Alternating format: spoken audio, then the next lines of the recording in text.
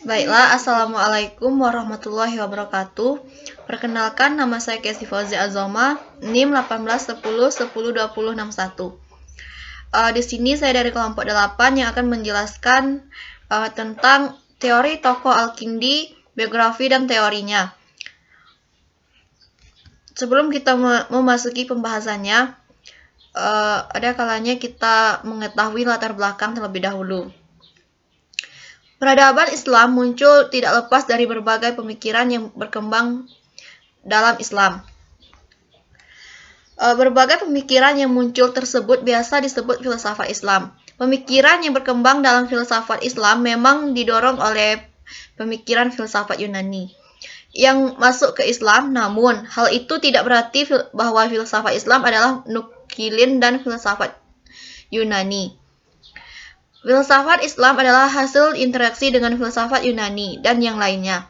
Filsafat Islam yang dipelopori oleh para filosof Muslim Timur telah mengembangkan sayapnya dan menancapkan cakarnya dengan kuat, dimulai dari Al-Kindi sebagai filosof Islam pertama. Kemudian disusul dengan filosof yang lainnya. Karena merupakan filosof yang pertama kali, maka Al-Kindi dijuluki sebagai bapak filsafat Islam. Setelah masa Al-Kindi kemudian dilanjutkan oleh berbagai filosof yang masing-masing mengembangkan karakternya masing-masing. Bila masuk ke pembahasan, yang pertama biografi Al-Kindi. Al-Kindi disebut Al-Kindus, nama lengkapnya Abu Yusuf Yakub ibnu Ishaq ibnu Sabbah ibnu Imran ibnu Ismail al-As ibnu Qais Al-Kindi lahir di Kufah, Irak sekarang tahun 801 Masehi. Pada masa Khalifah Harun al-Rasyid pada tahun 786 sampai 809 Masehi dari dinasti Abbasiyah Abbas. Pendidikan Al-Kindi dimulai di Kufah. Saat itu mempelajari Al-Quran. Di samping Basrah, Kufah saat itu merupakan pusat keilmuan dan kebudayaan Islam yang cenderung pada studi keilmuan rasional. Merupakan pusat keilmuan dan kebudayaan Islam yang cenderung pada studi keilmuan. Tampaknya kondisi dan situasi inilah yang kemudian mengiringi Al-Kindi untuk memilih dan mendalami sains dan filsafat pada masa-masa berikutnya. Pikiran Al-Kindi semakin berkembang sehingga kemudian ia mengarang sendiri di samping menerjemahkan buku-buku filsafat dan ilmu-ilmu pengetahuan lainnya. Mengenai jumlah karangannya, sulit ditentukan secara pasti karena ada beberapa hal yang menyebabkannya. Karena karangannya yang banyak hilang, maka agak sukar juga untuk memberikan penilaian yang tepat terhadap buah pikirannya. Namun demikian, dengan tidak mengurangi penghargaan terhadap dirinya sebagai seorang filosof Islam yang pertama kali, secara terang-terangan memperkenalkan filsafat Yunani secara langsung kepada dunia, di dunia Islam. Selanjutnya, B. Teori pengetahuan dan pemikiran Al-Kindi.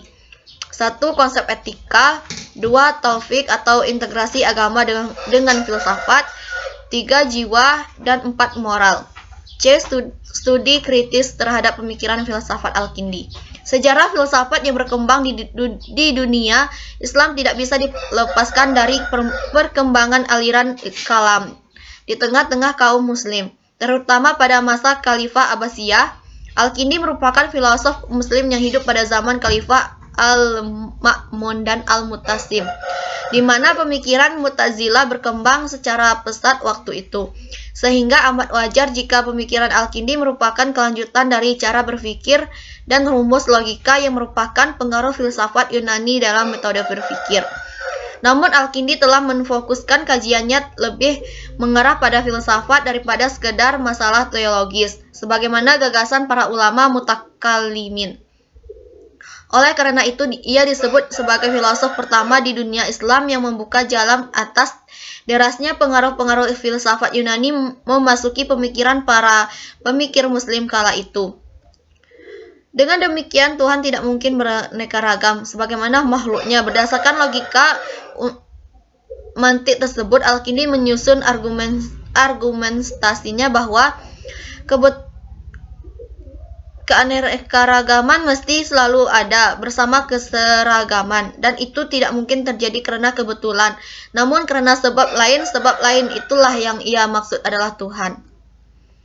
Sekian penjelasan makalah saya. Adapun kesimpulannya ialah Al-Kindus lahir di Kufah tahun 801 Masehi pada masa Khalifah Harun al-Rasyid dan dari dinasti Abbas. Nama Al-Kindi sendiri dinisbatkan kepada marga atau suku leluhurnya.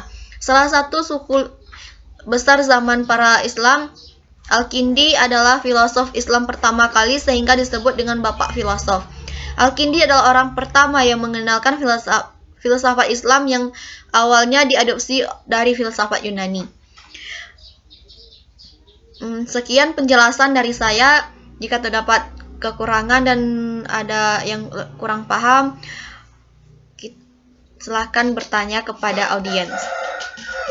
Saya tutup dengan wassalamualaikum warahmatullahi wabarakatuh.